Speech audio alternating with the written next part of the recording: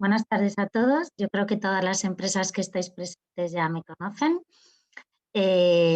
Así que, bueno, es todo más fácil. Esto es una sesión de trabajo con vosotros. Os agradecemos el interés a estas horas un poco raras aquí en España, pero bueno, ahora desde el teletrabajo hay como jornada continua y gracias por acudir una vez más a nuestra llamada.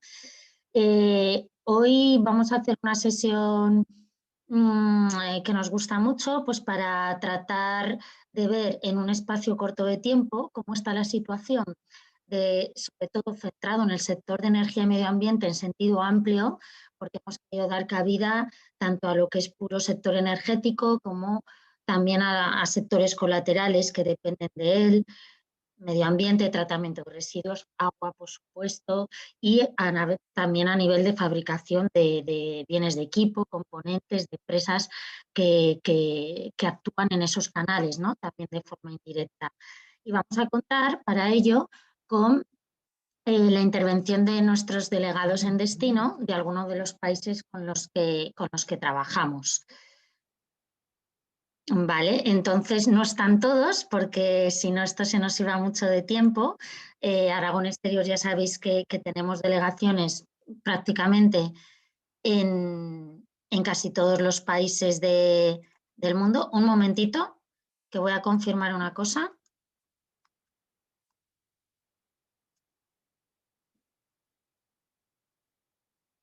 Vale, que quería confirmar, perdonad, que además de los países que vamos a tener hoy aquí, que ahora os iré presentando a todos nuestros compañeros, pues tenemos también delegaciones en otros países que igual hoy no vamos a tratar, pero teníamos que elegir algunos. Entonces, bueno, pues vamos a comenzar. Yo voy a ir dando la palabra. Habrá un turno de preguntas al final. Vamos a tratar ahora en una horita de que cada uno nos explique un poco su situación y los mensajes claros de cómo están esos sectores en cada país. Luego habrá un coloquio donde nos veremos todos y luego pues recuerdo que hay la posibilidad de tener reuniones individuales con ellos hasta el jueves incluido. Entonces ahí os animo que si estáis interesados después de esta jornada, los que aún no habéis solicitado reunión, en hablar con uno o con varios de mis compañeros, lo podéis hacer a través del enlace que facilitamos en la página web, que luego os lo recordaremos. Bueno, pues doy paso a Juan Moreno. Bueno, nuestro compañero Juan es CEO, director de Decon Consultores. Llevamos con ellos trabajando muchísimos años. Ellos desde el 97 más o menos están desarrollando actividad en Sudamérica en diferentes países. Han estado residiendo y trabajando para empresas españolas que querían iniciar sus negocios allí y actualmente, pese a que trabajan en muchos mercados, hoy Juan, uno de los socios fundadores de la empresa, nos va a hablar en primer lugar de Bolivia y Chile y en último lugar de Uruguay y Paraguay, países en los que estos años también con Ares vamos trabajando intensamente. Juan es de formación ingeniero en el campo de minas, también máster en administración de empresas y sobre todo, digamos, pues que en nuestro campo ha trabajado con ya muchas empresas aragonesas del sector de ingeniería, fabricantes de equipos, en el ámbito de la energía. Así que, Juan, nada, te damos palabra para que a ver si en 10 minutillos que nos puedes contar sobre estos dos países tan interesantes, Bolivia y Chile. Si queréis, invito a que junto con Juan, si el resto de delegados queréis poner la cámara y nos vemos todos, ya que es una sesión de trabajo íntima, pues bueno, pues os invito a que lo podáis hacer, ¿vale? Y así ya nuestros asistentes, las empresas, nos van poniendo cara a todos. Gracias. Así que, Juan, activas el micro. Bien. ¿Inicio? Sí. Bien, buenos días a todos. Bueno, ya después de la presentación, yo lo que trataré de hacer en estos minutos es de dar una idea de cómo pueden estar las cosas en Chile y Bolivia, aunque imagino que la mayor parte de vosotros, sobre todo en el caso de Chile, ya tenéis más o menos nociones, puesto que es un país muy conocido.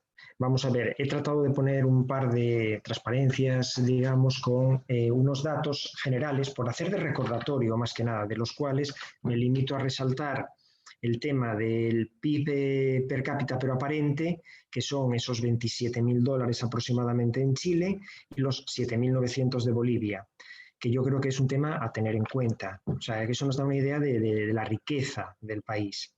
Luego también hemos puesto algún dato en relación al tema de cómo ha pasado todo este tema o cómo está pasando todo este tema del COVID por estos países. Bueno, pues ha habido de todo. En realidad en Chile hubo momentos realmente feos, a la altura de junio, julio, agosto, en que estaba aquello un poco descontrolado, intentaron hacer un control por comunas y no les funcionó. Y en Bolivia realmente pongo los interrogantes porque no me creo esas cifras ni me creo prácticamente nada de lo que están poniendo ahí. Han pasado un año muy particular, puesto que fue un año en el que hubo una especie de, como dice el gobierno actual, un pseudo golpe de Estado. No es real, pero bueno, depusieron al anterior presidente, no se admitieron las elecciones, han tenido que volver a convocarlas, hubo alguien de forma interina y han tenido elecciones a finales de año. Con todo esto, muy concentrados en este tipo de temas, no han estado y la situación se ha ido encaminando ya a finales de año cuando se ha elegido el nuevo gobierno. Aún así, todavía tienen elecciones ahora para la parte de los departamentos y de las ciudades para principios de marzo. Es decir, que la situación todavía está definiéndose, aunque ya parece que está bastante claro hacia dónde van. El otro dato que quería resaltar como cifras son las importaciones para que no perdamos de vista nunca la realidad. Aunque esa realidad es muy relativa también, ya que una cosa son las grandes cifras, las cifras macro, y otra cosa es la realidad. Las empresas son pequeñas en muchas ocasiones y una empresa pequeña realmente con que tenga unos cuantos clientes y entre en un nicho de mercado le puede ir fantástico, sin falta de que el país sea la gran maravilla ni tenga las grandísimas cifras. Un ejemplo, lo veremos luego en las oportunidades de negocio, pero bueno, aquí podemos ver que Chile importa del orden de unos casi 70.000 millones de dólares y Bolivia del orden de unos 7.000. Es una cifra bastante equilibrada con sus exportaciones.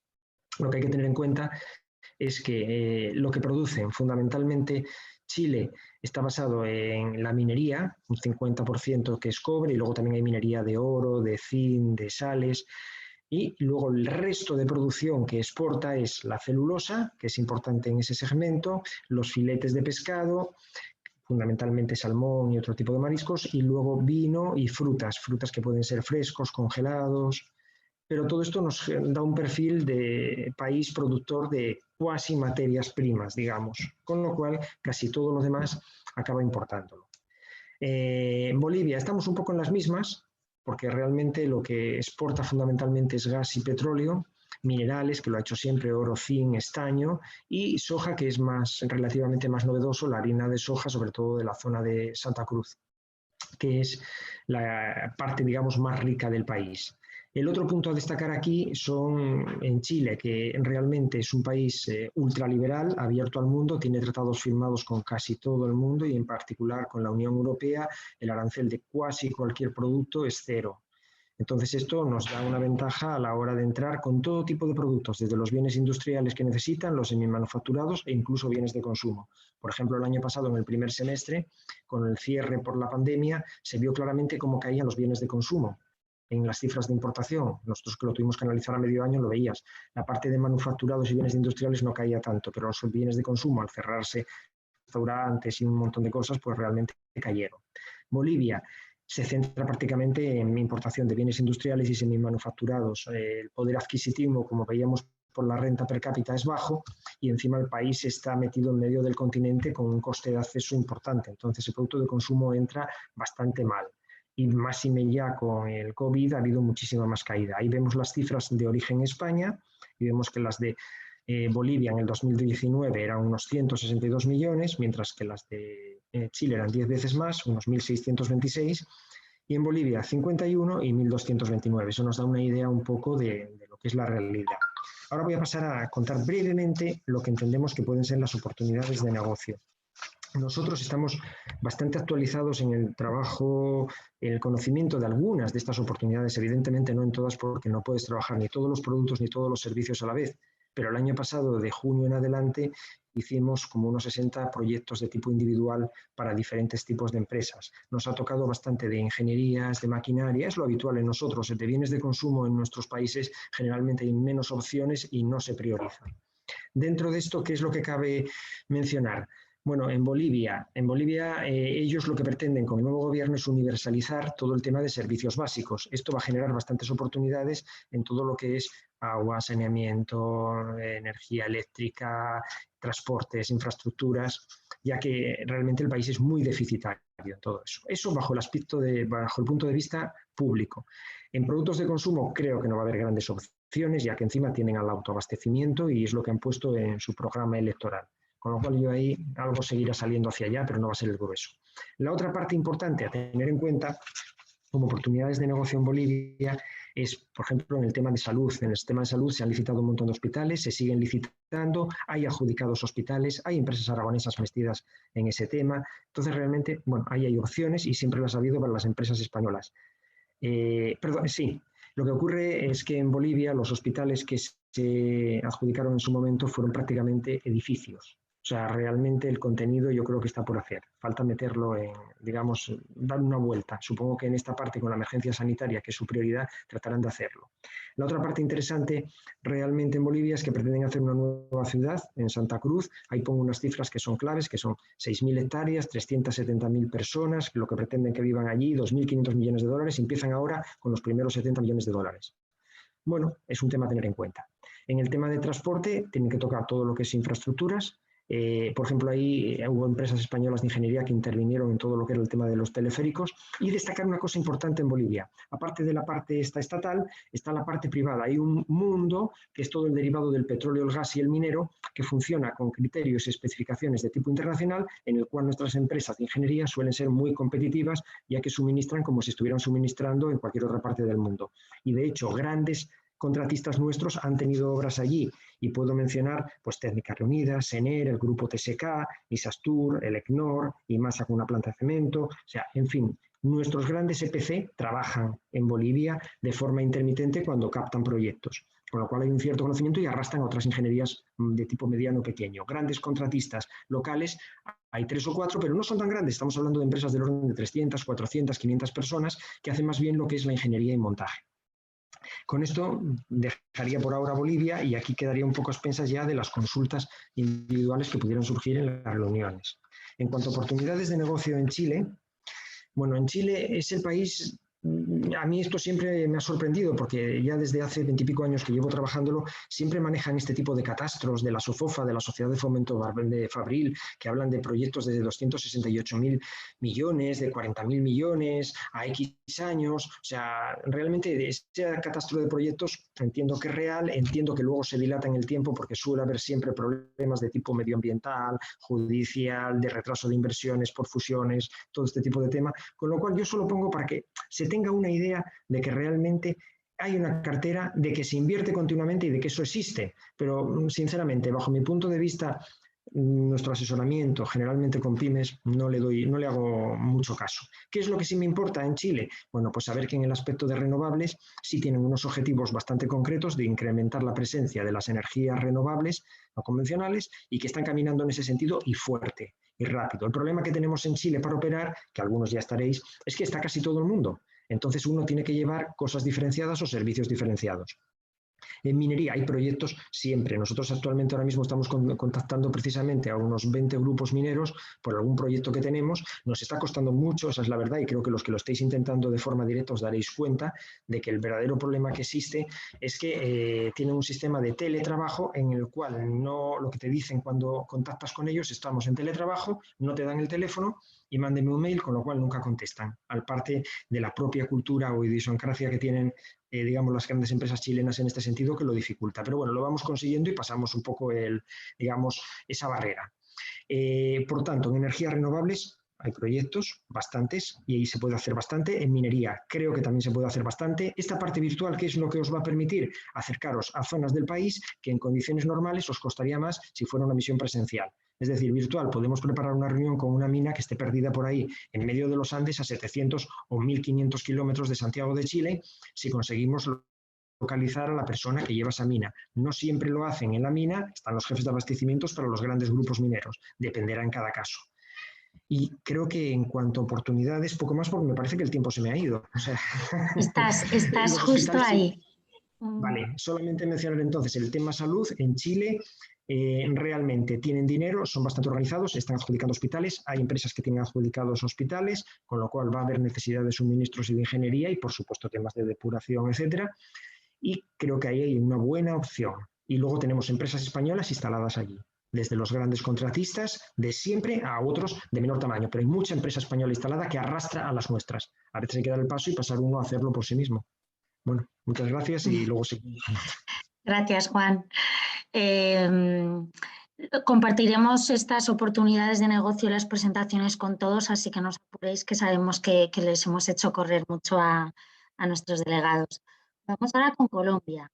Entonces, con Jesús García también es el gerente de Coinco Consultores, llevamos trabajando con ellos más de 5 años, pero ellos llevan también muchos años, casi 20, apoyando a empresas españolas en Latinoamérica y en Colombia. Además, Jesús es asesor también para ICEX y ha trabajado en diferentes tipos de industrias y de empresas aragonesas ya en sus objetivos en Colombia. Así que, Jesús, adelante con tus 10 minutos.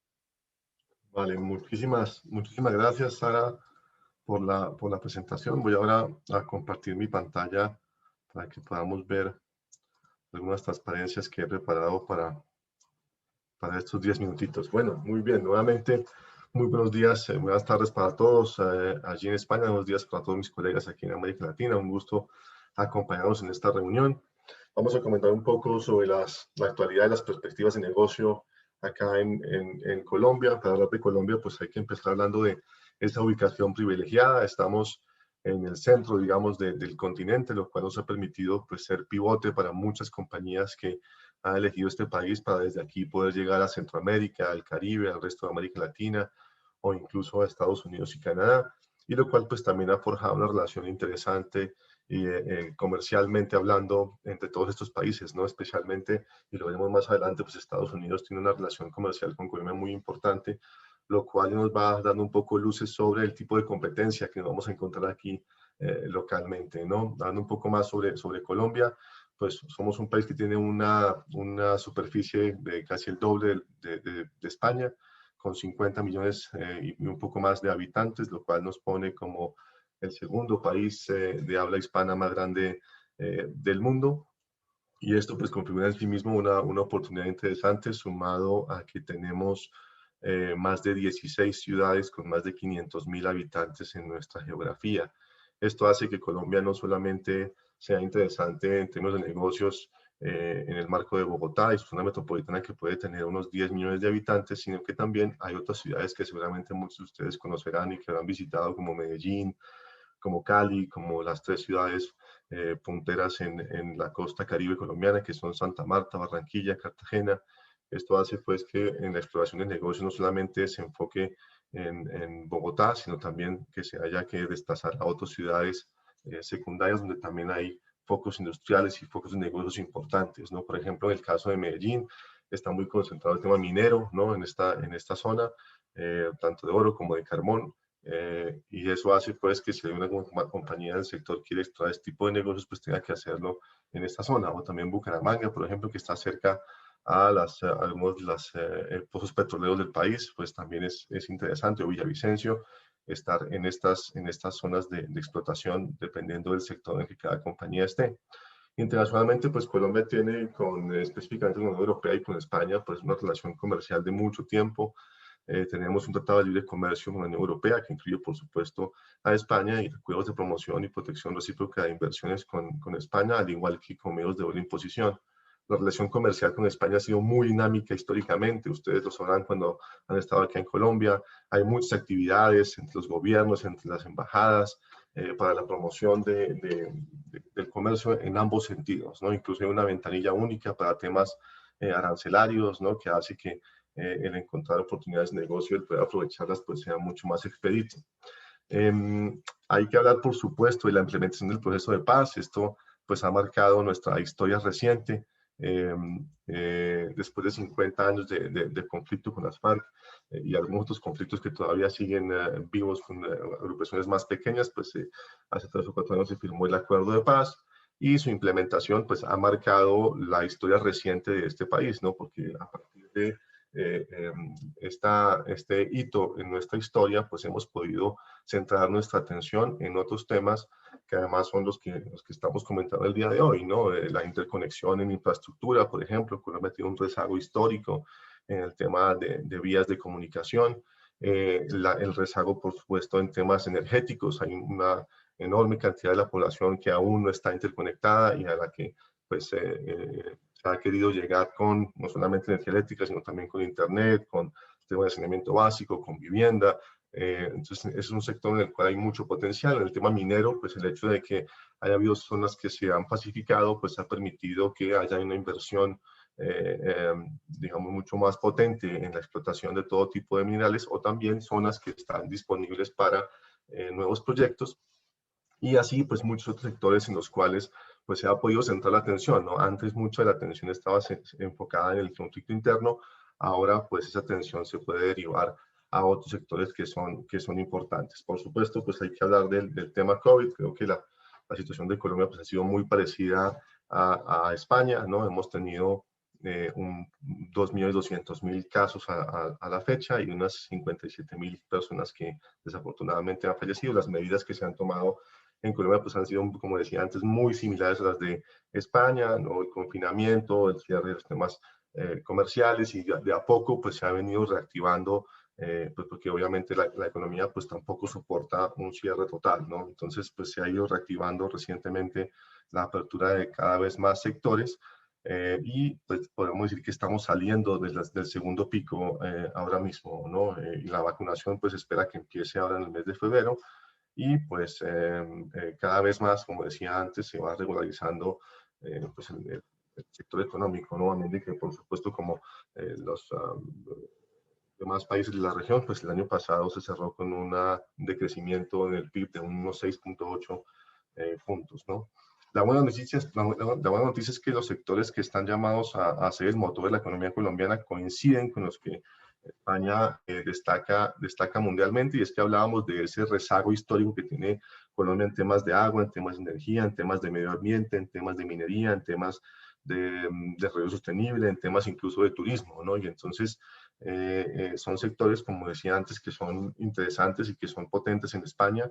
Lo hemos vivido pues a lo largo de este tiempo que hemos venido asesorando compañías de todos los sectores en nuestro país, y efectivamente pues consideramos que hay diferentes oportunidades, pero hablando específicamente del tema de energía, pues encontramos que este país tiene como pilares pues estos 4 temas que vemos aquí a la izquierda: eficiencia, confiabilidad, cobertura y sostenibilidad. Sobre todo son pilares que se han identificado a partir, como decía antes, de los resultados del nuevo enfoque que hay hacia interconectar todo el país, hacia llegar con servicios y presencia del gobierno a todo el territorio nacional después del acuerdo de paz.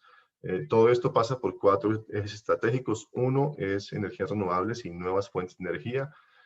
Otro es la seguridad energética. Aquí tenemos, digamos, un referente histórico, y es que en la última década del siglo pasado tuvimos durante un año entero un apagón que nos llevaba a no tener suministro de energía eléctrica en las noches, y ese recuerdo pues nos tiene siempre con la intención de tener seguridad energética y garantizar que todo el país pueda tener cobertura permanente, ¿no? También otra línea importante, otro eje importante, pues la movilidad sostenible, y no solamente en términos de sostenibilidad, sino también de disponibilidad, ¿no? Porque en términos de infraestructura, pues Colombia ha tenido un rezago, como ya lo comentábamos, muy importante, y esta ha sido una de las prioridades, por ejemplo, de este gobierno en la construcción de carreteras, de puentes, de nuevas vías para poder interconectar todo el país. Y como cuarto eje, pues está la diversificación minera, ¿no? Como otros puntos importantes. En tema de energía, pues Colombia tiene disponibilidad de recursos naturales extraordinarios, ¿no? Colombia tiene disponibilidad de agua, porque aquí se concentra el 46% de la oferta hídrica. En viento, pues por ejemplo en La Guajira, que seguramente ustedes los que están en el sector de energía pues habrán escuchado sobre los diferentes proyectos que se ejecutan en esta región del país.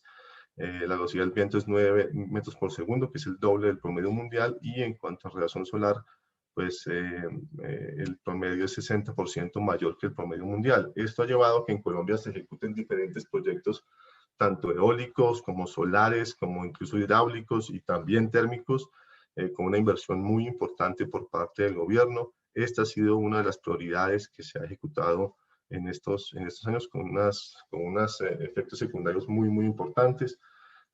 Igual que comentaba Juan antes, pues aquí en Colombia hay presencia de grandes EPCistas españoles y también de otros países, lo cual pues lleva a tener una competencia dura, pero también la oportunidad de un efecto tractor, ¿no? Y un efecto de arrastre de esas grandes compañías que muchas veces contratan con otras empresas españolas de otro tamaño para la ejecución de estos proyectos. Entonces aquí identificamos pues Perdona, Jesús, tienes que ir acabando porque estamos ya... Ya Perdona. estamos terminando.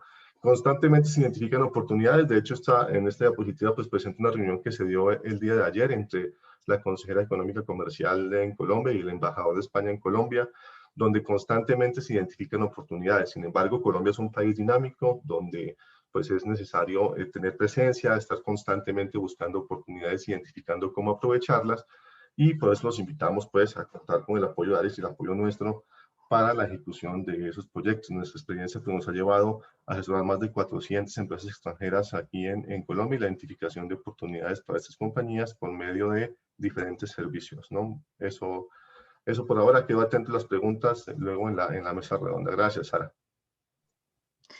Gracias, Jesús. Disculpa la interrupción. Ah, tranquila. Bueno, luego podremos profundizar en, como bien dices, en preguntas. Nos vamos a Ecuador, así que Edwin, es tu turno. Edwin Gaviria es también CEO y fundador de GavaTrade, una empresa de consultoría estratégica y de apoyo en servicios de comercio exterior internacionales para empresas extranjeras que quieren aterrizar en Ecuador. Desde hace 5 años lleva este proyecto y previamente también ha trabajado en la Federación Ecuatoriana de Exportadores, tiene amplia experiencia de docencia en negocio internacional, así que, bueno, desde el punto de vista de empresario, docente y experto en negocios en Ecuador, ¿qué nos puedes contar sobre las oportunidades en este país? Gracias, Sara. Buenas tardes a todos. Un gusto. Saludos desde Ecuador. Bueno, yo en honor al tiempo quería englobar mi comentario en 5 grandes temas. Bueno, comenzar con unos datos generales, luego comentarles que estamos en un proceso de elecciones presidenciales en Ecuador, darles unos breves datos del sector de energía, de electricidad en Ecuador, comentarles del gran potencial minero que tenemos en Ecuador y un poco darles datos acerca del tema de contratación pública en Ecuador. Entonces, comenzando con datos generales, bueno, Ecuador, ustedes seguro un poco deben haber escuchado de nuestro país. Estamos situados geográficamente entre Colombia y Perú. Tenemos una población de 17.5 millones de habitantes, un PIB nominal per cápita de $6.300. El año pasado tuvimos una caída aproximadamente del 9% en el 2020, y se espera, bueno, como en todos los países a nivel mundial, una recuperación que va a estar alrededor del 3% del PIB según el Banco Mundial. Un dato interesante ahí es, de igual forma, tenemos el acuerdo comercial Ecuador-Europa. Este está vigente desde el año 2017, y a raíz de lo cual, pues, ha ido existiendo mayor presencia de empresas españolas aquí en Ecuador y obviamente mayor comercio bilateral entre nuestros países. El último dato de temas generales, el tema de COVID, obviamente es algo que influye muchísimo en la economía de todos los países. Acá lo hemos ido manejando, creo que como la gran parte de países de América Latina, fuimos uno de los primeros golpeados. Y actualmente algo que un poco está en mente y un poco tal vez preocupando es que ha existido un poco de demora en la compra de vacunas de parte de nuestro país. Pero bueno, entendemos que esto se irá regularizando y demás. Entrando en el segundo gran tema, el proceso de elecciones presidenciales, esto entiendo es coyuntural en todos los países. Aquí en el 11 de abril va a ser la segunda vuelta. Perdón, y a finales de mayo se va a posicionar el nuevo presidente de Ecuador. Hay un candidato que es de centro derecha, hay dos candidatos que es de centro izquierda. Estamos, posiblemente ustedes lo hayan visto en las noticias, estamos ahí en la disyuntiva. Se está definiendo cuál va a ser entre dos candidatos los que pasen al balotaje junto con otro candidato. Como en la mayoría de los países, los presupuestos anuales para temas de contratación pública ligados al tema de energías y medio ambiente ya están elaborados, pero siempre se pueden hacer modificaciones, así que el nuevo gobierno seguro hará modificaciones según el presupuesto y prioridades que tenga. Por ello, siempre aconsejamos nosotros, pues bueno, un factor a tener muy en mente es estar pendientes de cuál es el presidente que se va a posicionar y obviamente qué va a ir acompañado con su plan de gobierno. El tercer tema que les quería comentar, bueno, breves datos del sector de electricidad en Ecuador, para que ustedes tengan una idea. Hay una producción de aproximadamente unos 24.000 gigawatts, si estoy bien dicho, no soy un experto en el tema de electricidad. Pero un dato interesante es que de esa producción total que existe en Ecuador, el 72%, el 73% es de energías renovables, de los cuales, desagrego este 72%, el 97% corresponde a energía hidráulica de proyectos hidroeléctricos y demás, el 1.8% a biomasa, el 0.18% a energía fotovoltaica, 0.38% eólica, 0.21% a biogás. Aquí en Ecuador tenemos muchos recursos hídricos, muchos ríos, entonces ese ha sido, dentro de las renovables, el recurso más explotado. A inicios de este año también el Ministerio de Energía mencionó que se van a tener proyectos por 200 megawatts renovables, de los cuales pues 120 megawatts van a ser entre eólicos y solares, 120 megawatts, perdón, entre temas renovables, de los cuales 50 megawatts eólicos y solares y 30 megawatts a base de bioenergías. Hay un plan de electricidad que está planteado hasta el 2027 y bueno, pues ahí está todo lo que un poco se tiene previsto en el tema de electricidad en el Ecuador. El otro gran tema que queríamos comentarles también es el gran potencial minero que tiene Ecuador. Se espera que en Ecuador, a diferencia de nuestros países, pues, que están, y de nuestros colegas aquí presentes de Colombia, de Chile, de Perú, a diferencia de ellos, pues, Ecuador aún no desarrolla la gran minería.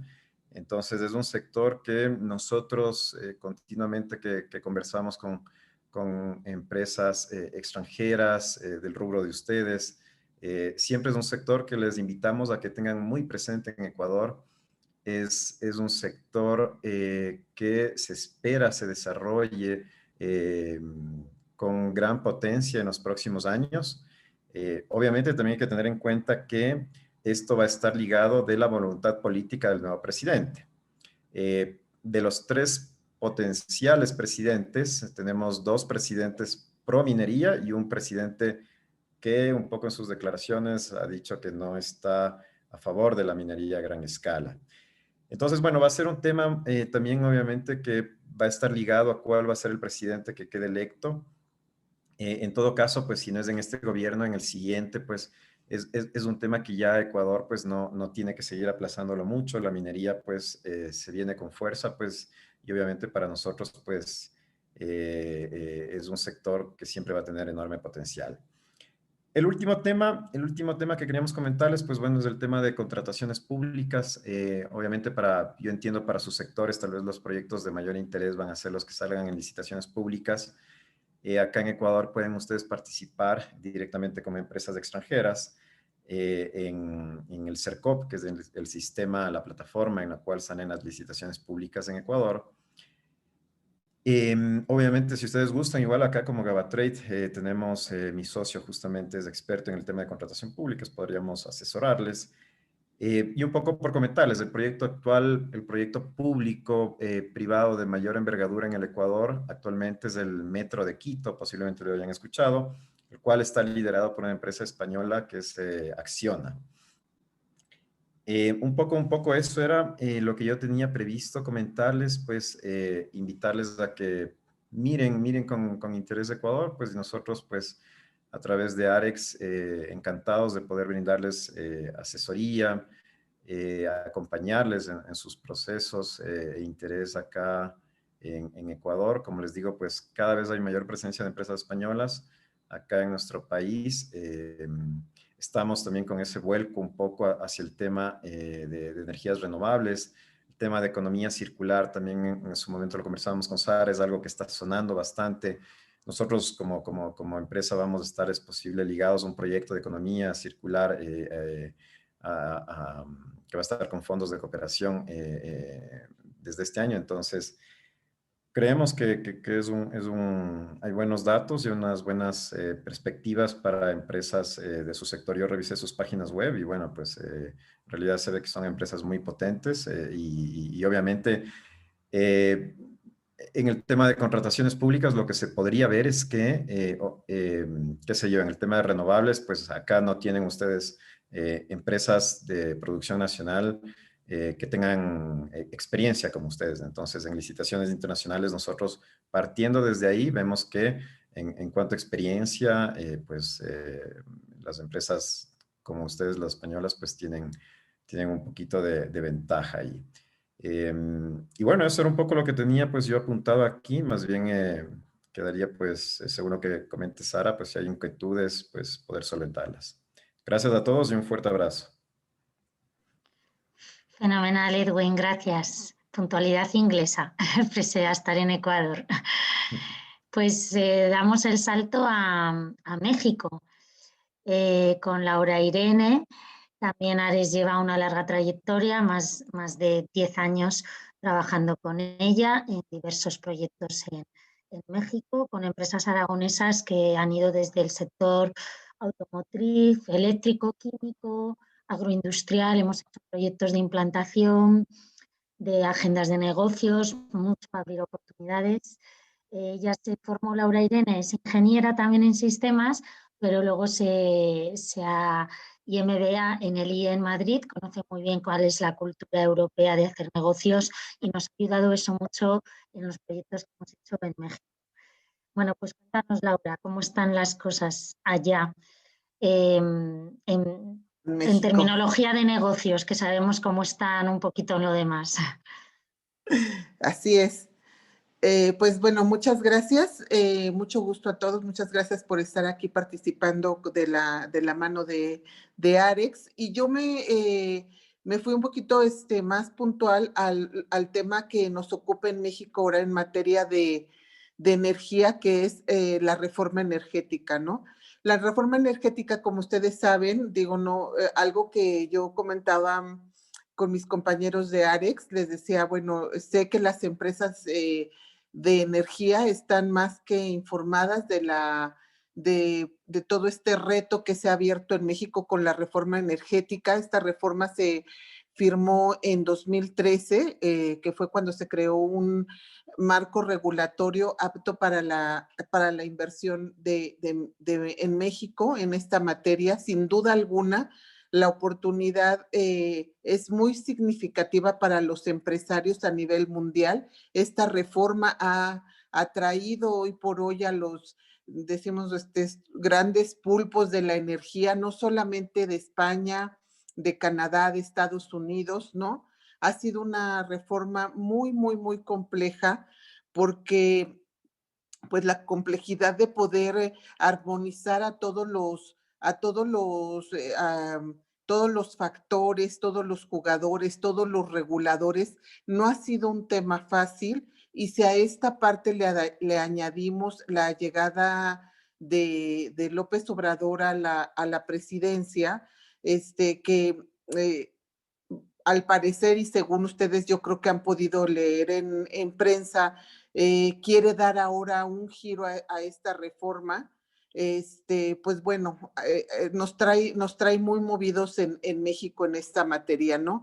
La curva de aprendizaje ha sido dura, las oportunidades que abre de esta reforma en México para las empresas españolas requieren, pues sin duda, tener esa visión de negocio, pero también tener mucha resiliencia para poder atender todos estos aspectos que, como digo, hoy nos traen muy movidos en México, ¿no? Sin duda, también, bueno, pues hoy 2021, estamos ante una situación de un entorno en materia económica, dado los asuntos de la pandemia, la parte política, nos afectan, como saben ustedes, en México, esta parte también del cambio que hubo en Estados Unidos, creo yo que nos afecta favorablemente. Y bueno, pues todo esto le va pegando al tema que hoy nos ocupa, pero en el que sin duda México es un gran protagonista hoy en América Latina en tema de energía. Yo para esta sesión con ustedes me incliné más hacia la parte de todas las oportunidades que hay en el tema, no de hidrocarburos, sino de la parte misma de la generación de energía, ¿no? En esta primera lámina, bueno, pues no les aburro mucho con tanta cosa, es simplemente darles como una fotografía de lo que fue la reforma energética, ya les digo, creada en 2013 y regulada. Y bueno, algunos pinceladas de cómo estamos, ¿no? Que hasta entonces, que creo que son importantes, que hasta antes de la reforma y aún todavía México tiene un modelo que legitimaba el monopolio de la Comisión Federal de Electricidad, que controla toda la industria con sus eslabones, pero también que tenemos una Comisión Federal de Electricidad con muchas oportunidades, con mucha obsolescencia y con muchas necesidades para atender la gran demanda de lo que es el mercado mexicano en materia de energía, ¿no? Los beneficios básicos de la reforma se reciben en permitir evidentemente, atraer inversión extranjera, la inversión, favorecer la inversión privada por medio de asociaciones, contratos, y luego la libertad de elección de las empresas de todos los sectores para que se vean beneficiados de la regulación. Algo que se prometió mucho con esta reforma es la generación de energía con precios más competitivos para la industria. Entonces, en la siguiente lámina es un diagrama de cuáles fueron los objetivos de la reforma energética: elevar la productividad del país y era atraer inversiones y modernizar al sector, ¿no? Ahora, ¿cuáles son, siguiente lámina, Katy, por favor? ¿Cuáles son los desafíos actuales que nos ocupan hoy en día? ¿No? Bueno, pues les digo, no voy a abundar en toda esta serie de informaciones que hay en prensa sobre la parte política que ahorita ocupa en la parte de la reforma energética, pero sin duda creo que el Ejecutivo Federal, en este caso Obrador y la Secretaría de Energía y demás, deberán generar certidumbre regulatoria en el nicho, a fin de no frenar la inversión extranjera. Ustedes saben que hoy por hoy hay una presencia importante de empresas como Iberdrola en el camino, que ha atraído a otras empresas españolas para hacer sinergias. Creo que esto va a seguir. Es muy importante el fortalecimiento de la Comisión Federal de Electricidad, como lo ha propuesto el presidente. Será uno uno de los pilares de la política energética del país para consolidar a la industria y para seguir adelante con todo lo que la reforma implica, ¿no? Lo que les decía, bueno, el gran aliado impulsor de la agenda mundial de las energías renovables es Biden. Sin duda, el que él ahora haya quedado va a dar hincapié para que la Unión Americana se apunta para el cambio climático y voltear a ver a los socios.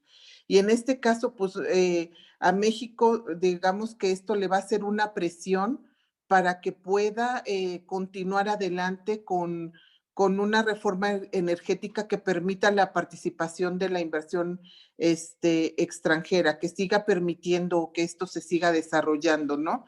Y otro aspecto relevante que también hoy ocupa en México es la firma del TEMEC, que si bien si bien como se plantearon como los monopolios que había estatales, como en este caso que es CFE y Pemex, sí que se comprometieron a las mejoras regulatorias en los temas ambientales para que pudiera seguir fluyendo esta parte de la reforma energética. Entonces creemos que con estos son los desafíos que hoy nos ocupan y que de alguna manera van a permitir destrabar esta parte de la reforma energética que se ha visto politizada en estas últimas semanas. Hemos estado, digamos que en el ojo del huracán. Para hablar un poquito más puntual del tema de oportunidades, quería les presento esta lámina donde, bueno... Laura, discúlpame, lo único para que tengas en cuenta un par de minutillos. Sí, ya terminamos. Sí. Tranquila. La demanda energética y su puntualización en 7 puntos principales de la República Mexicana. Bueno, como les vamos a compartir la presentación, esto lo van a poder consultar. Y luego, la siguiente lámina es igual otra concentración del sector eléctrico y sus oportunidades en los diferentes aspectos de la cadena valor, en generación, en el desarrollo de plantas de generación, desarrollo de servicios asociados a parques solares y eólicos, prestar servicios especializados de ingeniería y hasta, por ser un poquito más rápida, hasta el punto de suministro y comercialización, donde vemos oportunidad en el desarrollo de servicios de tecnología como pueden ser facturación y lecturas en esquemas de outsourcing. Igual es una concentración de las oportunidades que espero les pueda ser de utilidad para captar este punto. Y bueno, que eso lo van a poder consultar. Y las conclusiones serían, como la segunda economía más grande de Latinoamérica, con más de 40 millones de consumidores de electricidad, pues tenemos una creciente demanda de energía eléctrica y un potencial de energía renovable sin explorar. México está bien posicionado para expandir su generación de energía a partir de fuentes renovables. Es un gran reto para México cambiar a todo lo que es energías limpias. La reforma energética ha creado incentivos para facilitar la inversión. México se encuentra entre los 3 países de América Latina con mayor potencial de energía eólica y solar. Como región volcánica también tenemos potencial geotérmico significativo. Y bueno, pues la demanda de electricidad está lista para crecer tanto en áreas urbanas y rurales, ¿no? México es un país altamente urbanizado con un 80% de residentes que viven en ciudades, pero sin duda también hay una gran necesidad de consumo en otras zonas rurales que pues ahora no están que carecen de acceso a la electricidad. Y bueno, pues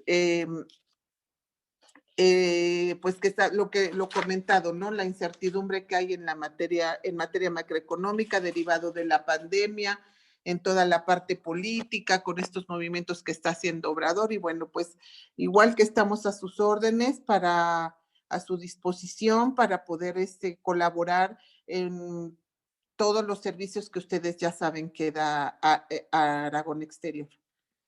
Eso sería todo, Sarita. Gracias. Gracias, Laura. Igual luego en el turno de preguntas podemos profundizar un poquito más.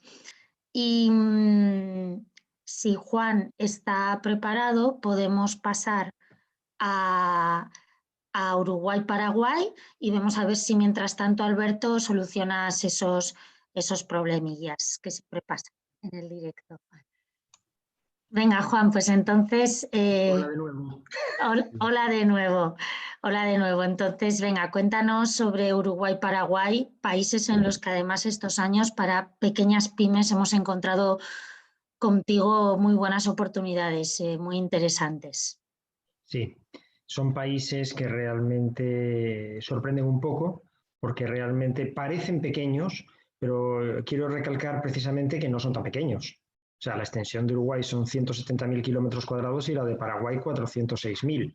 Es decir, son pequeños en población, eso sí, pero para determinado tipo de negocios eso nos afecta menos, ya que si hay ciudades alejadas hay que suministrar agua potable y hay que depurar, por ejemplo, o hay que suministrar energía eléctrica e incluso se puede producir cerca en algunos casos. La renta per cápita, tenemos un tema a mencionar que es el tema de Uruguay. En aparente estamos hablando de 24.362 dólares, es decir, de las más altas de Latinoamérica junto con Chile y Costa Rica. La paraguaya es más pequeña, pero está creciendo de forma constante.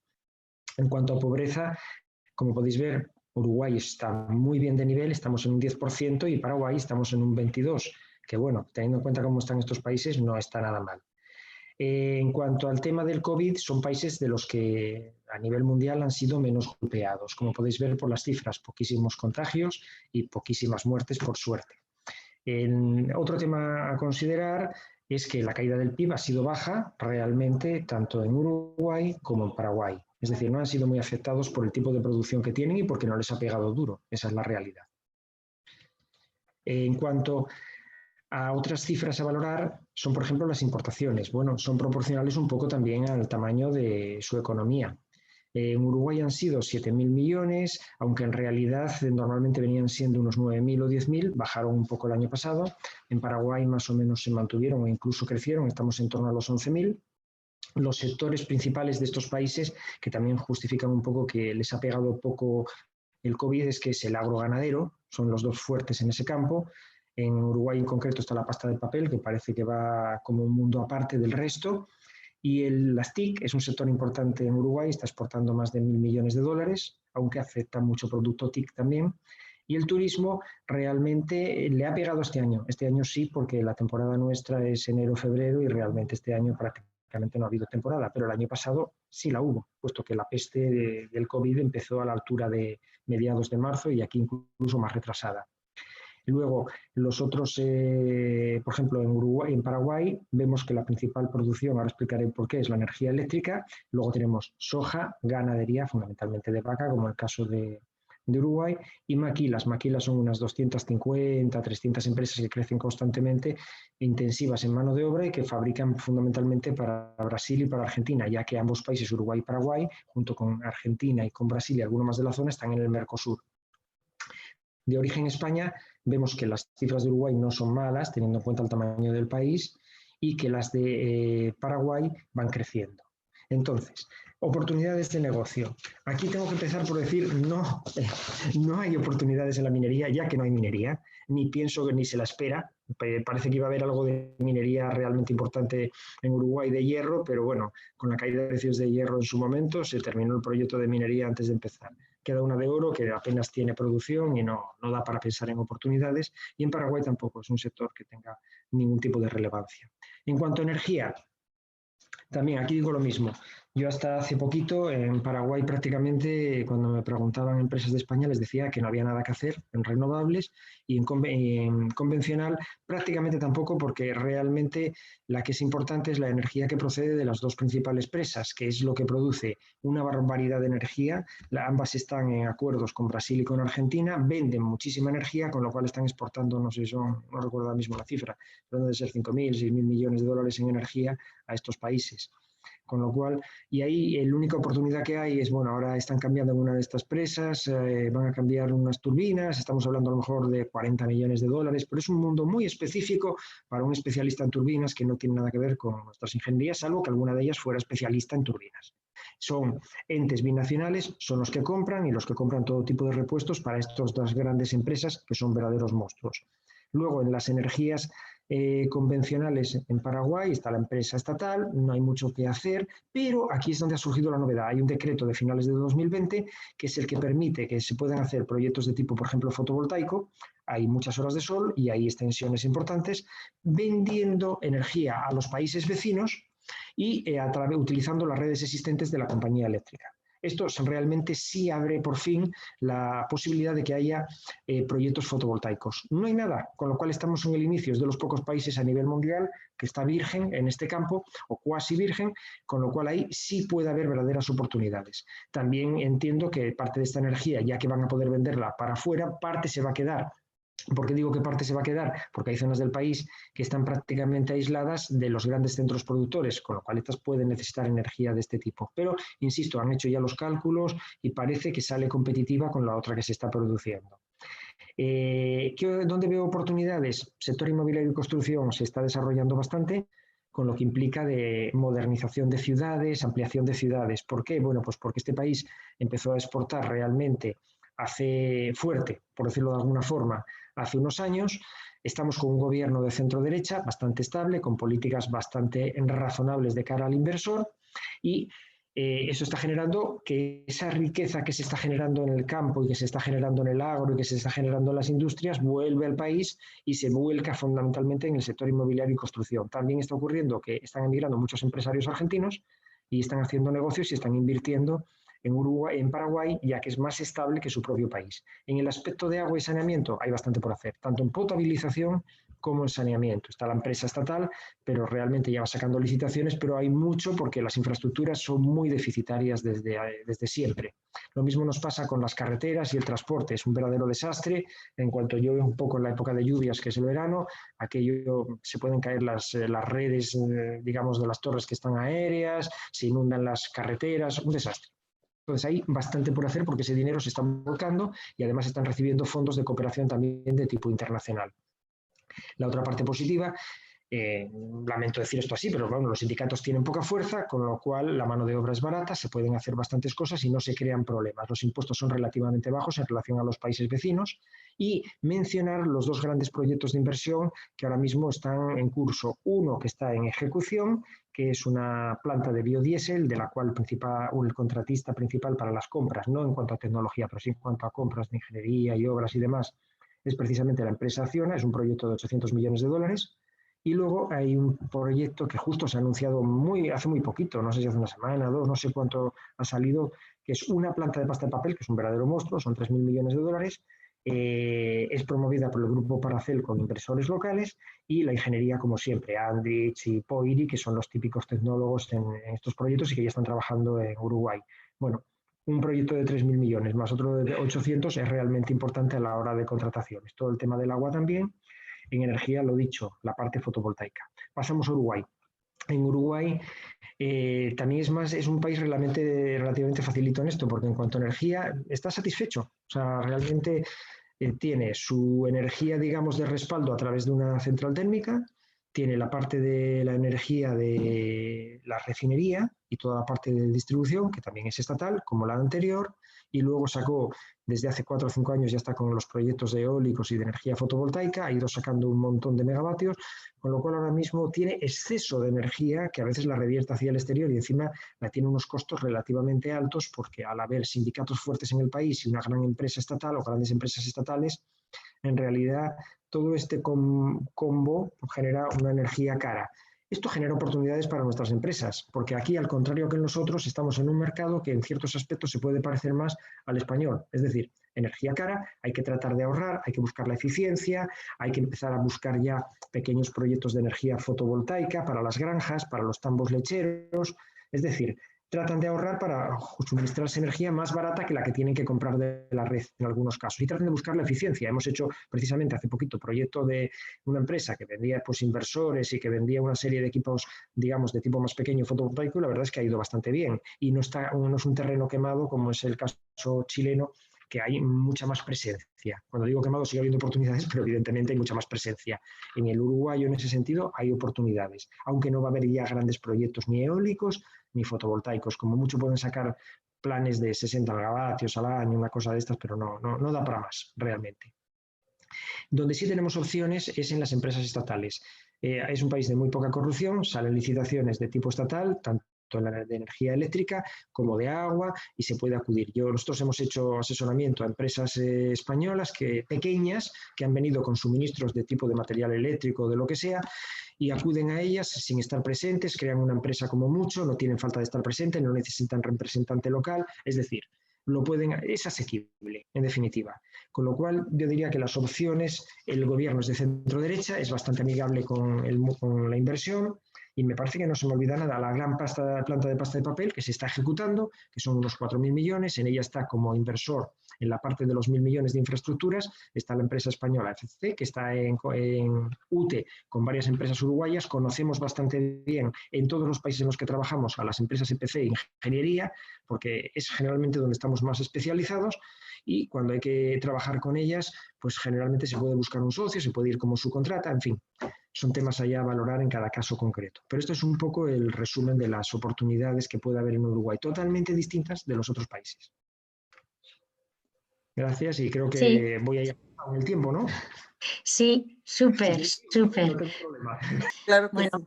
Vamos a hablar ahora, muchas gracias, con nuestro compañero Alberto Inocente. Él desde Perú nos va a dar un poco esa foto de actualmente qué oportunidades y desafíos podemos encontrar en este país. Alberto tiene también amplia experiencia como consultor internacional, no solo en Perú, sino también en otros países que estamos hoy abordando, como México y como Colombia. Es experto conferenciante de inversiones y oportunidades en Perú. También ejerció la gerencia del Consejo Empresarial Peruano, conoce muy bien el mundo de la empresa, aunque desde unos años pues, ejerce esa consultoría especializada también en ayudar a empresas a hacer negocios internacionales allí en Perú. Cuéntanos, Alberto, te damos la palabra. Gracias. Bueno, nos ubicamos ahora en Perú con algo más de 31 millones de habitantes. Es el tercer país en tamaño en Sudamérica, una extensión de territorio que comprende la selva amazónica, montañas, que son los Andes, y la costa. Es un país bastante centralizado. No tenemos grandes ciudades como en el caso colombiano. Eso implica que Lima concentra más del 80% de la actividad industrial y comercial del país. Entre las ventajas y desventajas vamos a poner los positivos y hablemos de las ventajas. Para hacer negocios no hay que desplazar de otras ciudades, todo está en Lima. Incluso la minería que se desarrolla en los Andes, principalmente, tiene las oficinas principales en Lima. Entonces, cuando se realicen las agendas presenciales, no hay necesidad de desplazarse fuera de la ciudad. La pandemia ha originado que el país sea el que mayor baja, el mayor desgaste, caída del PBI a nivel mundial. El 13% se ha caído el año pasado. Pero también va a originar que el repunte sea de los mayores del mundo, con aproximadamente 8.5% de PBI. Y ya empezó a ejecutarse grandes obras. El país depende de algunas actividades que son básicamente extractivas, donde destacamos la minería. La minería está centralizada en grandes proyectos de oro, plata, cobre y zinc. Entonces es un país polimetálico. Y las grandes ligas de la minería mundial están trabajando aquí. Ya prácticamente son pocas las empresas de capital netamente peruano trabajando en este sector. Tan solo por un ejemplo, aquí hay 77 empresas canadienses mineras y las hay de todo el mundo. ¿Sí? Destaco la minería porque la minería, al estar enclavada en los Andes principalmente, están muy fiscalizadas en temas de tratamiento de agua y el acceso a energías limpias es primordial para ellos. Primero porque no existe ya agua potable, porque no existe energía, no hay torres de energía a 4.000 o 5.000 metros de altura. Entonces cada proyecto minero, que de por sí es gigantesco, o sea, hablamos de un proyecto de 5.000 trabajadores en promedio, tiene que crear sus propias ciudades y solucionar sus temas de energía y ser fiscalizado por el gobierno para que el agua sea tratada, para que la luz, ellos mismos generen su energía de luz, ellos hacen sus hidroeléctricas, utilizan energía voltaica, etc. Entonces, ser proveedor de la minería es muy importante. Y hacia ahí apuntan empresas españolas que ya conocemos. El país últimamente ha crecido enormemente en el tema de agro y eso ha generado la agroindustria. Entonces ha pasado a liderar internacionalmente el cultivo y la exportación de distintos productos. España es el principal consumidor de los espárragos peruanos, por ejemplo. Pero la agroindustria también tiene sus propios problemas y siempre va a ser el agua el principal enfoque. Tenemos una franja desértica enorme y ahí mismo se genera la agroindustria. Entonces la solución a la carencia del agua y también la parte energética ha ocasionado que que proveedores de talla internacional vengan, porque en todo sector donde Perú destaca, la dependencia de tecnología es absolutamente importada. ¿Sí? Se desarrollan grandes obras de infraestructura y muchas cosas, pero la tecnología es importada. Entonces es ahí donde ya España ocupa un lugar especial. Sin embargo, Asia viene ocupando, China, Japón, Corea vienen ocupando espacios muy importantes también. Es una competencia abierta. Israel, con toda la tecnología que tiene también tratamiento de agua y energías alternativas, es un competidor muy fuerte. Perú, junto con Chile y México, son muy, muy abiertos a la economía internacional. Nosotros tenemos como 22 acuerdos de libre comercio. Tenemos firmado hasta con China. Un tratado de libre comercio con China, siempre decían, pero ¿cómo abre un mercado a China? Siempre tiene sus parámetros también de tratar que productos que sean sensibles a la economía no estén abiertos a un arancel. Pero luego uno puede importar desde cualquier país del mundo productos con cero arancel acá. Entonces, el gobierno, para suplir la falta de recursos, está abriendo sus posibilidades para trabajar gobierno a gobierno. Eso se ha pasado cuando hubo los Juegos Olímpicos de Lima.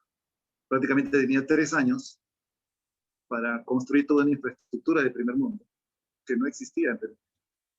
Entonces hizo una licitación, una convocatoria internacional, de gobierno a gobierno, y esto lo ganó Inglaterra, y pues trajeron estadios y toda esa infraestructura necesaria para un campeonato, una olimpiada internacional en tiempo récord.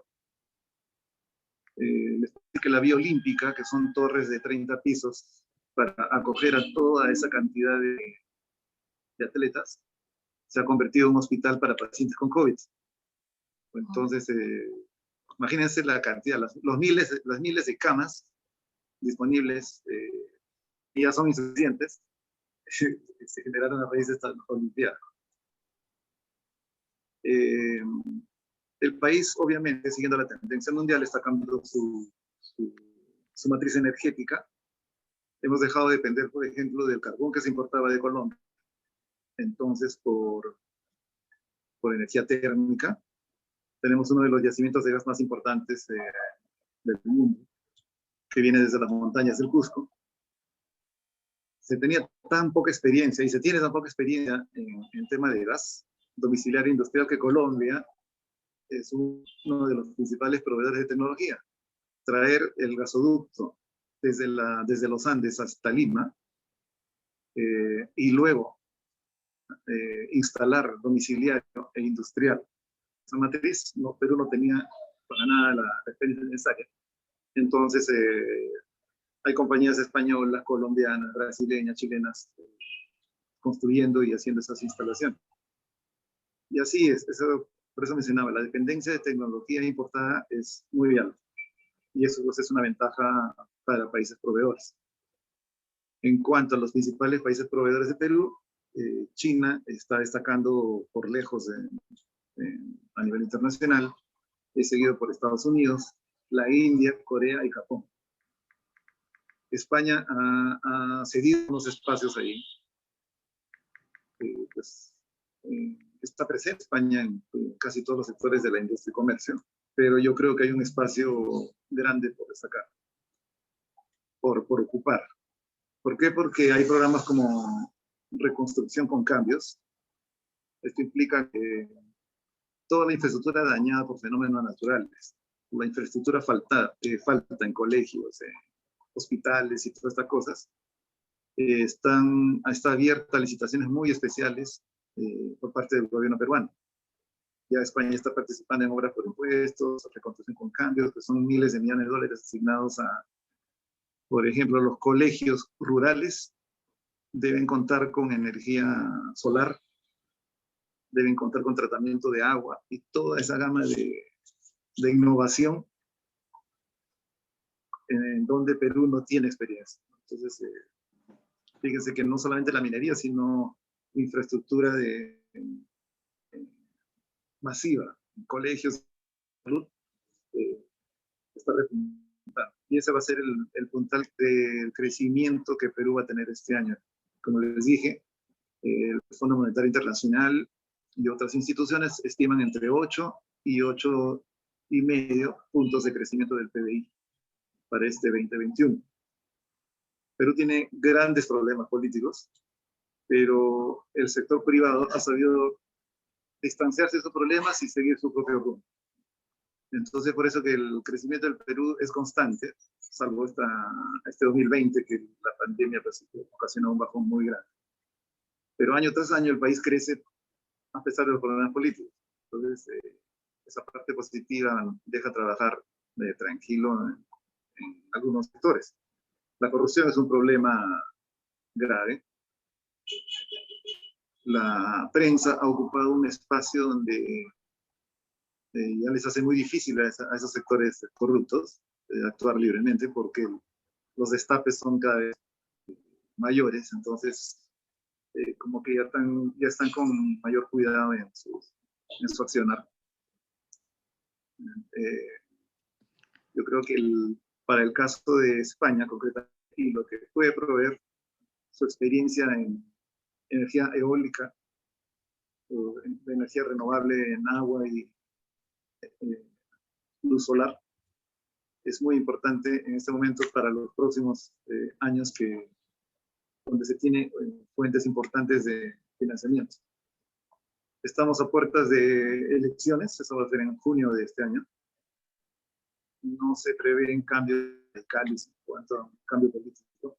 Es decir, un gobierno verde y esas cosas no se ven hace mucho tiempo. Entonces, la continuidad post-pandemia permitir proyectarse en temas de negocios, ¿no? Muy bien. Creo que a la espera de las preguntas. Alberto, perfecto. Muchas gracias por esa panorámica tan completa que nos has facilitado de diferentes sectores. Bueno, pues yo ahora sí que voy a animar a los asistentes a que nos podáis formular preguntas. Podéis hacerlas abajo en el chat, en preguntas sin respuestas. Si alguno prefiere activar el audio, presentarse y formular alguna pregunta para cualquiera de mis compañeros, pues también puede ser, ¿vale? Entonces, bueno, seguramente además sé que alguno de los que estáis escuchándonos pues es de algún sector de actividad que igual no lo hemos mencionado y tenéis alguna cuestión directamente. Entonces, nada, gracias a ti, Carlos.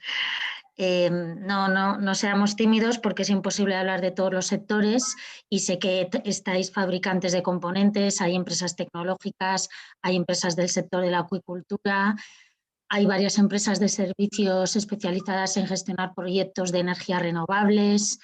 Sois muy diversas y además algunas ya tenéis experiencia en algunos países, incluso si queréis poner de manifiesto alguna opinión de las que estáis en estos países, de cómo lo veis, pues también todo se admite, ¿vale?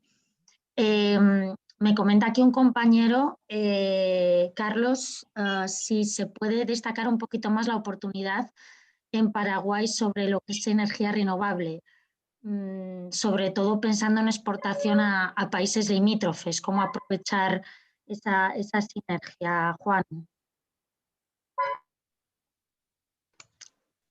Es todavía realmente muy reciente. O sea, pensar que el decreto es del último trimestre. Entonces tenemos que ver un poco cómo se instrumenta. O sea, lo que parece que sí se puede hacer es meterla a través de las redes de la compañía estatal.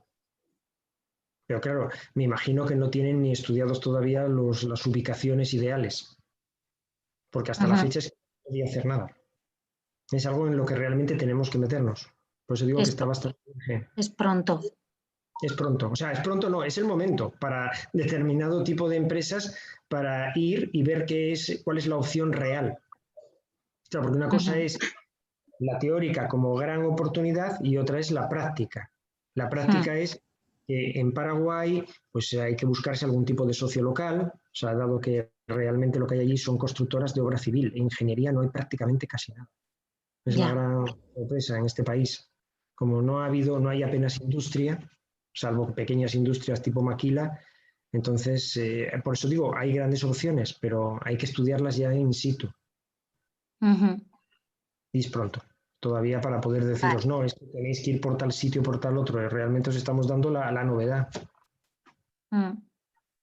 Pues a esperar nos toca, Carlos, gracias por tu pregunta. Me consulta otra empresa, José Ignacio, si hay de una forma rápida, ¿qué pensáis si hay oportunidades en vuestros respectivos países para fabricantes de equipos, sistemas en el sector de acuicultura? ¿Qué pensáis? Bueno, la parte de Juan un poco la conocemos, en este caso concreto. Si queréis, si tenéis algo que decir el resto de países respecto a lo que es acuicultura. Edwin, que tú asentabas. Sí, justo es de una de las empresas que vi de acuicultura. Acá en Ecuador, bueno, tener en mente del sector de acuicultura, Ecuador está en el top 3, bueno, es el segundo exportador mundial de camarón.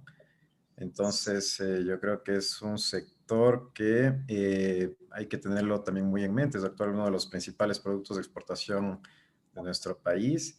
Y obviamente hay grandes inversiones alrededor de la industria de acuicultura aquí en Ecuador.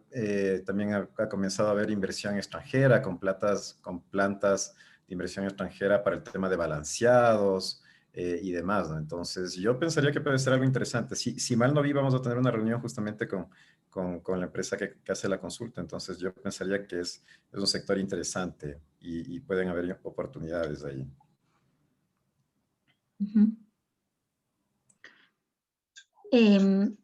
Sí, Alberto, no sabía si ibas a comentar algo.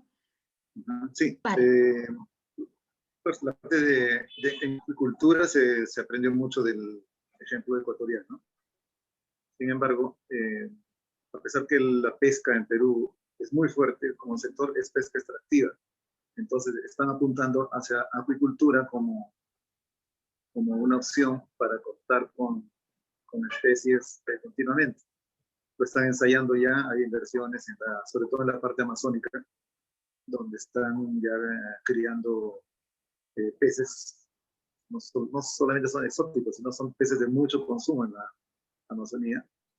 Y en la sierra es la crianza de truchas, pero está apuntando a mayores inversiones, ¿no? El tema es como que ven que es el futuro de la, sobre todo para un poco paliar la pobreza y el déficit alimentario. Zonas muy vulnerables. Es un sector al que están apuntando.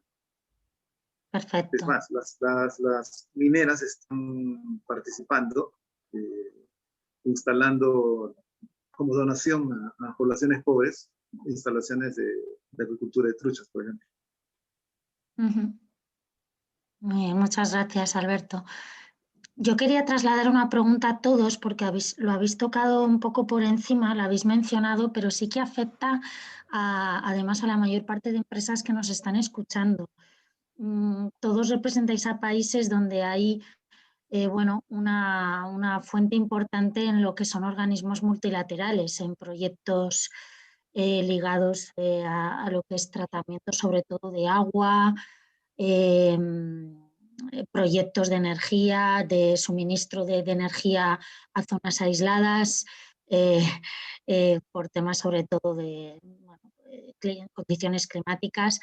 Es otro tema, objeto de otro seminario, lo sé, lo que son los organismos multilaterales, licitaciones, pues ante el Banco Interamericano de Desarrollo, que está muy potente allí, Banco Mundial también, pero bueno, vuestra experiencia, así brevemente, respecto a esta tipología de proyectos, porque las grandes empresas ya sabemos que están. Hace poco Ares hizo una formación en este área con algunas de las empresas que además están hoy escuchándonos, para propiciar que pymes puedan beneficiarse de participar en contratos multilaterales donde el cobro seguro, donde es más objetiva la selección de empresas a priori y que parece que solo las grandes pueden ir a proyectos, ¿no? A veces, pero sí que hay rubros y contratos más pequeños para pymes. Vuestra experiencia en el sector de energía y medio ambiente con estos organismos de financiación multilateral en vuestros países para pymes, ¿qué pensáis? Sí. Adelante. La experiencia que vemos con mayores casos de éxito son a través de alianzas. ¿Sí? Los grandes proyectos, sean propios o por parte de empresas extranjeras, siempre requieren un componente local, no solamente mano de obra, sino tiene que contratar varios servicios. Entonces, las empresas locales vinculadas al medio ambiente, a generación de energía, instalación y todas esas cosas, al no contar con experiencia, hacen alianzas exitosas con empresas que sí la tienen. Ese es el caso de las empresas peruanas aliadas con empresas colombianas para toda la instalación de gas, etc. Entonces, si una empresa local ya está registrada como proveedor y va a participar en licitaciones, les es propicia y es muy común que busquen aliados para ser proveedores de servicios como de productos. Y ahí veo que es la salida más rápida a las pymes. Gracias, Alberto. ¿Algún compañero más que quiera? Sí, en el caso de Colombia, pasa algo similar a lo que decía Alberto. Aquí realmente aún no se ha podido consolidar un organismo local que pueda bajar, que pueda identificar esos recursos de forma multilateral y llevarlos al nivel de pymes, ¿no? Casi siempre se quedan en grandes empresas o en grandes organizaciones. Pero pues ha surgido recientemente un actor importante que son las cámaras de comercio de las diferentes regiones en Colombia, ya que aquí en Colombia el registro mercantil es obligatorio ante las cámaras, así como era en España hace unos 7 o 8 años, ¿no? Y eso hace que incluso las mismas cámaras tengan información sobre la capacidad de contratación en los sectores de experiencia de las pequeñas empresas. Entonces, la misma cámara se ha encargado de, a través de ese registro que hay que hacer, registro cameral y mercantil, pues poder identificar compañías que tienen potencial y que tienen las características para poderse asociar con otras pymes extranjeras y poder ejecutar conjuntamente proyectos, ¿no? Antes lo hacía Conciencias, pero realmente, que es otra institución aquí colombiana pública, pero realmente los resultados no fueron muy positivos, ¿no? Porque había muchos cambios entre instituciones y no había como una política muy clara.